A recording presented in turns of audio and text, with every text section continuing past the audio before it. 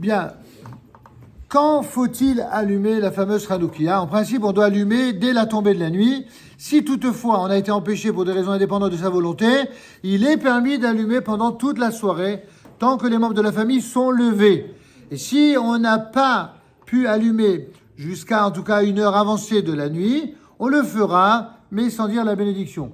Passé la nuit, on ne peut plus allumer. Le lendemain soir, on allumera exactement comme tout le monde. Une demi-heure avant la nuit, on ne doit plus manger ni boire de boissons enivrantes avant d'avoir accompli la mitzvah. Ah, ça va être compliqué pour ceux qui ont l'habitude de boire avant la prière. Il faut savoir qu'une demi-heure avant, ils doivent arrêter.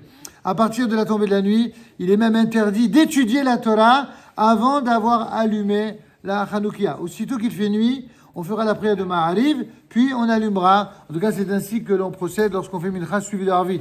Dans les synagogues où l'on fait Mincha en Mincha Gdola et Harvit beaucoup plus tard, évidemment, cela se fait de façon différente.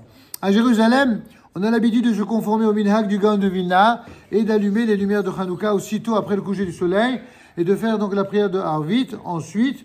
Dans tous les cas, les lumières doivent rester allumées une demi-heure après la tombée de la nuit et il faut veiller à donner un volume d'huile qui soit suffisant pour cela.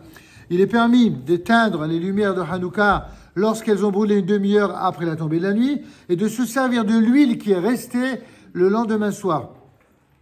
Il serait même permis de s'en servir le lendemain pour un usage profane s'il s'en est réservé le droit à l'avance, c'est-à-dire s'il avait déjà prévu.